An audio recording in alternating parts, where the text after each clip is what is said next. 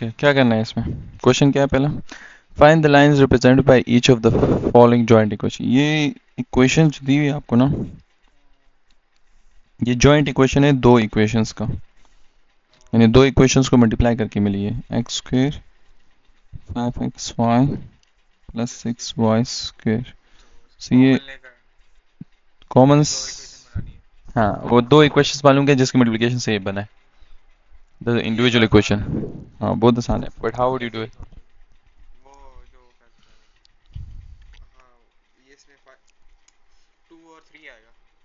Split factorization. तो क्या हो जाएगा एक्स स्क्वेयर, इसके मल्टीप्लिकेशन से 6 है, एडिशन से 5, 3 5 ज़ा 3 2 ज़ा सॉरी। तो इसमें से कॉमन लो और इसमें से कॉमन लो, तो x x plus 3y and 2y x plus 3y। So x plus 3y and x plus 2, उसमें फिर हम करेंगे, नहीं आएगा इक्वल्स टू 0। सो एक इक्वेशन है x plus 3y equal 0 and x plus 2y equal 0। These are the individual equation जिसकी multiplication से वो इक्वेशन बना है। That's it. हाँ सो ये लाइन है, ये भी लाइन है ना, this is also line, this is also line. Check करो answer.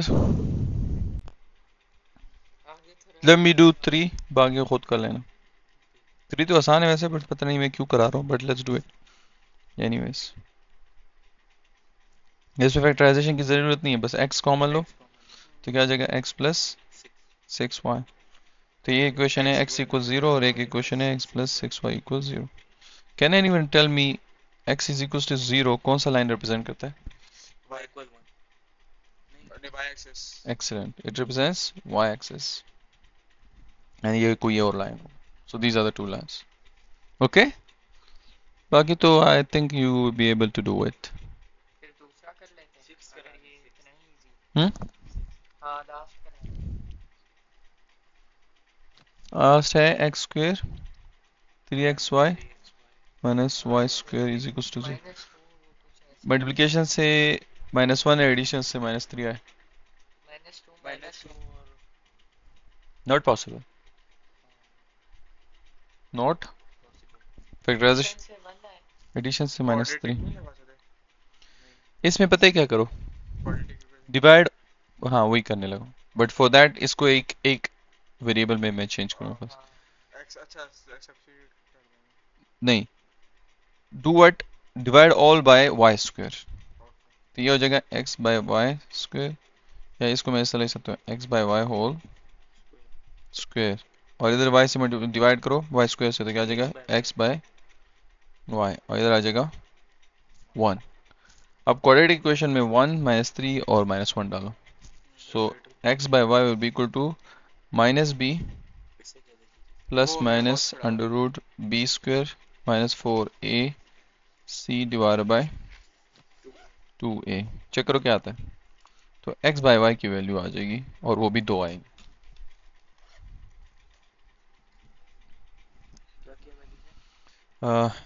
1 -3 -1, I don't think so। Under root 3 plus under root 13 by 2 and 3 minus under root 13 by 2। खलास एक इक्वेशन आया है, y उधर ले जाओ 2 उधर ले जाओ, 2x is equal to 3 plus under root 13 into y, और 2x is equal to 3 minus under root 3 into y. इधर ले आओ तो 2x minus 3 plus under root 13 into y equal 0। एक इक्वेशन ये है और दूसरा 2x minus 3 under root 3y equals 13 equal 0। So अब जब फैक्टराइजेशन नहीं होती, so you will do this। अरे कोई मुश्किल नहीं है ये भी। अरे Umar, next question 1। Find the measure of an acute angle between the lines represented by, what is acute angle first of all? 90 degree से कम। So if I draw lines वो intersect कर रहे हैं, okay? इधर देख, बाद में देख लेना। इसमें अगर ये obtuse है तो ये acute होगा, तो one of them is less than 90 for sure.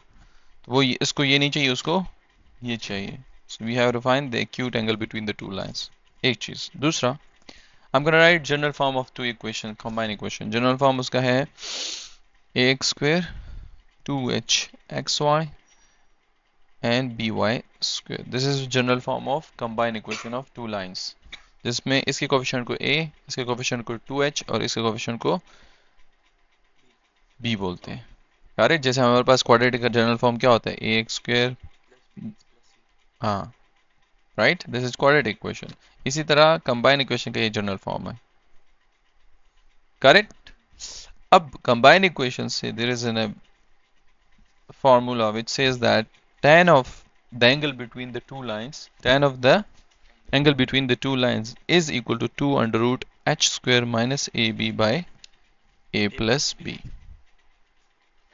खालास तुम डायरेक्ट मालूम कर सकते हो angle between them by this formula. इसका कोफिशिएंट का स्क्वायर, हाँ किधर, नहीं नहीं वो अभी क्वेश्चन इक्वेशन, ये जनरल फॉर्म है उसका। अब मैं एक इक्वेशन लेता हूँ, सपोज पहले ही करूंगा, x square minus y square equals 0। पहले इससे a की वैल्यू क्या है 1, b की वैल्यू क्या है -1, 2h की वैल्यू क्या है 2h जो xy का कोफिशिएंट है, xy का कोफिशिएंट नहीं है तो वो 0, तो h की वैल्यू क्या आ जाएगी 0। सो a और b और h की वैल्यू आ गई, क्योंकि xy टर्म नहीं है ना, h2h is a coefficient of xy term. We don't have xy term in this equation, so 2h बराबर हो जाएगा 0 का, so h equals to 0. So now substitute that value, so the angle will be 2 into under root h is 0 minus a is 1, b is -1 divided by a, sorry 1 minus 1, तो हमारे पास आ जाएगा, it doesn't matter exactly, तो ये आ जाएगा अंदर 1 आ जाएगा तो 2 divided by 0, so which will be tan inverse, tan equals infinity, and theta will be equal to tan inverse infinity, which is 90 90 90। That's it, दो एंगल्स नहीं लेने, आपने सारे क्वाड्रेटिक सोल्यूशन थोड़ी मालूम कर। Got it? You got it? Easy, right? Piece of cake. तो ये क्यूट है ना, तो 90 में अगर आप देख लो, sorry, if two lines are cutting at 90 degree, नहीं अगर दो लाइन कट कर रहे हैं, they make it 90, meanly each and every angle is 90, तो उसमें आप कुछ नहीं कर सकते, उसका हर एंगल 90 होगा। so, क्या पता कोई ऐसी चीज आ जाए जिसके कुछ समझ ना आए। ठीक है, 15x square 19xy 6y square equal 0। a की वैल्यू क्या है 50, 2h की वैल्यू क्या है -19, तो h की वैल्यू क्या आ जाएगी -19/2, जो भी आया 19/2, और b की वैल्यू क्या आ जाएगी, छोड़ो इस तरह ही रहने दो, फ्रैक्शन में, tan theta equals 2 under root h square minus a into b, 15 into 6, sorry, और a plus b, so 15 plus 6,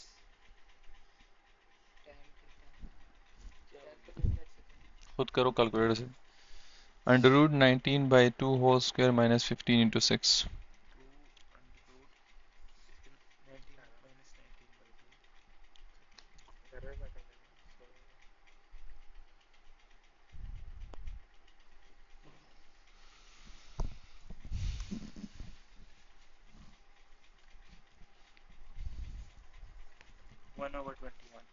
all of it, 1 over 21 tan theta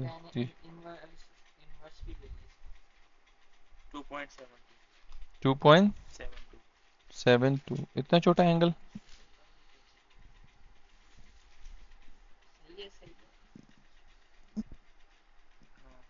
2.8 सही है। सो ये बहुत ज्यादा करीब से गुजर रहे हैं, लाइक जिस तरह छोटा एंगल जो है वो इसलिए छोटा है। Okay,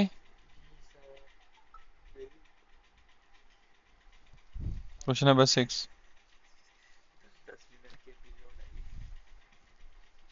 7x² 2xy minus 9y equals to 0। So a की वैल्यू क्या है? a की वैल्यू क्या है? a की वैल्यू क्या है? 7। 2h की, नॉट h, 2h, ये गलती नहीं करनी। And b equals minus h1 so tan theta equals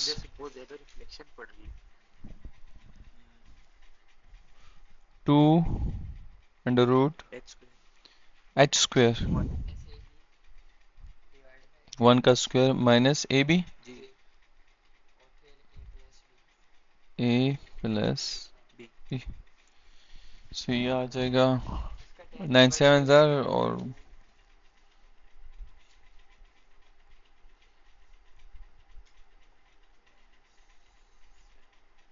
value मुझे बताओ, 10 इनवर्स मत लेना।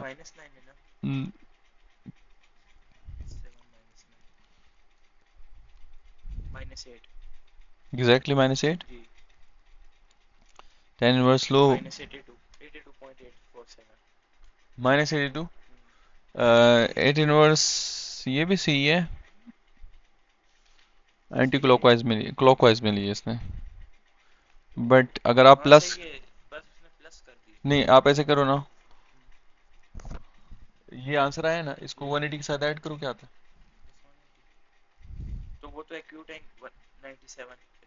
वो एब्ट्यूस एंगल आ जाएगा। एक्चुअली पता है ये नेगेटिव का जब आप लेते हो ना, उससे पॉजिटिव के लिखा है, मैं जो बताता हूँ। अगर सपोज ये एक्यूट एंगल है ना, जो कैलकुलेटर से माइनस क्या है, 82, इसका नहीं क्यों, यानी why not negative why positive, actually depend करता है। अगर सपोज ये एंगल है ना, if I goes this y, अगर मैं इस तरह जाता हूँ और ये 82 है, this is +82, but if you are coming this way तो -82। तो वही एंगल है, but the direction of you checking it is उससे मैटर करता है। नेगेटिव में जब आंसर है उसको पॉजिटिव करता है। तो क्या आया था? 82 degree.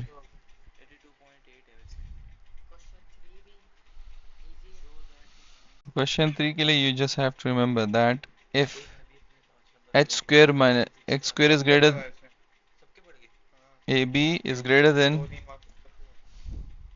if h square is greater than ab, then real and distinct।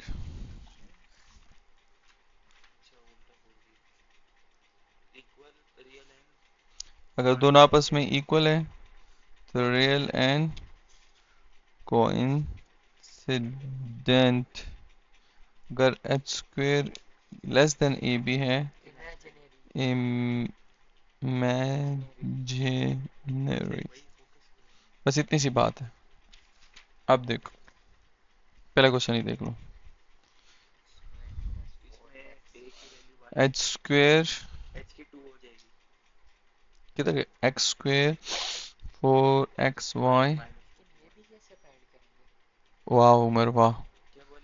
a की वैल्यू 1 है, b की वैल्यू -21 है, 2h is equals to 4a, h equals to 2। तो h स्क्वेयर क्या आ जाएगा? 4, और a और b को मल्टीप्लाई करो तो -21। तो ये h स्क्वेयर है और ये a b है। From this h square is greater than -21 which is ab, real and distinct। real and distinct।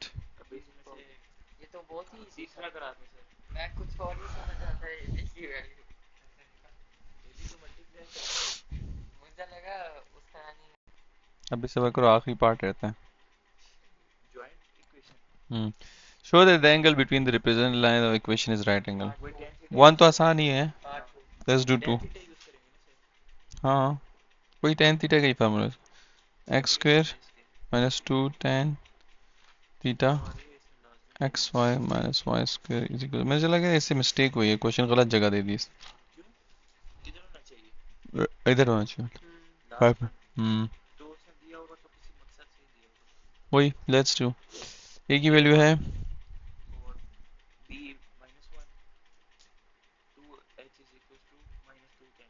Minus 2 tan theta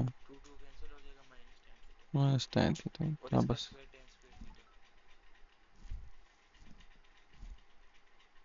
है। वाह, वो देखते हैं,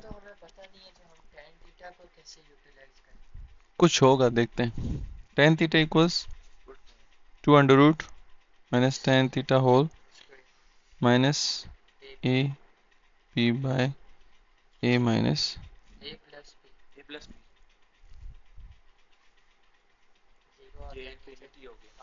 नीचे जीरो आता है, infinity theta equals to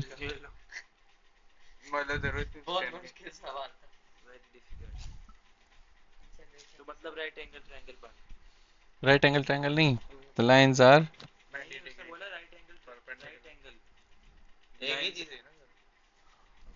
right angle.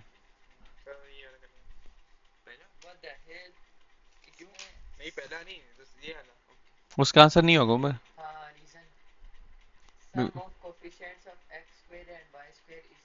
Zero, हाँ नीचे जीरो आ गया तो इन्फिनिटी हो जाता है। Give find joint equation of lines through passing, ये जॉइंट इक्वेशन दिए हुए लाइंस की,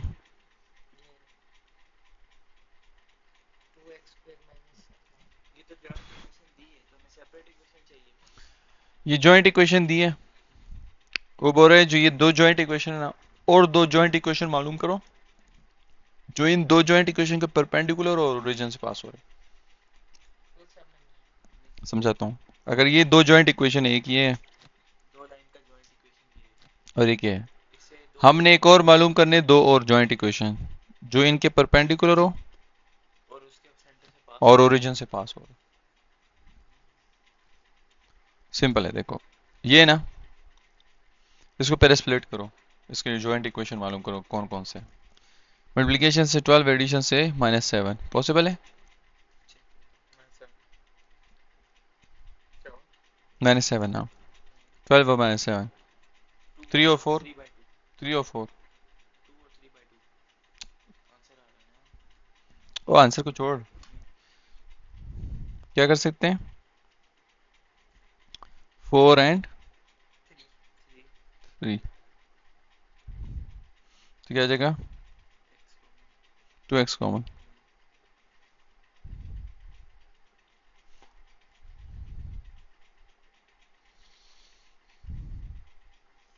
तो इक्वेशंस आ जाएंगी 2x minus 3y equal 0, x minus 2y, वो इधर तक करके छोड़ दिया ना,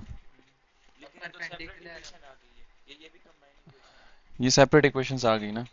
अब आपने क्या करना है, इससे और इससे दो और इक्वेशंस निकालनी है सच दैट वो इसके परपेंडिकुलर हो और इधर से नहीं कि वो इसके परपेंडिकुलर और ओरिजिन से पास हो रही हो। पहले मैं इसकी परपेंडिकुलर इक्वेशन मालूम करूंगा, एज एक चीज शर्त उसने ये दी है कि जो लाइन इससे पास हो रही है वो ओरिजिन से भी पास हो रही है। पॉइंट आ गया, पॉइंट आ गया, और इसके परपेंडिकुलर होगी, जो इसका स्लोप होगा वो हमारा नेगेटिव रेसिप्रोकल होगा हमारे लाइन का। तो इसका स्लोप क्या है, इसको स्लोप इंटरसेप्ट फॉर्म में लिखो तो क्या हो जाएगा 2x इक्वल्स टू 3y, तो 2 डिवाइड बाई 3, सो इसका स्लोप है 2/3, तो हमारे लाइन का स्लोप क्या होगा -3/2 माइनस। तो अब the new equation which is perpendicular to this and is passing through origin will be y minus y slope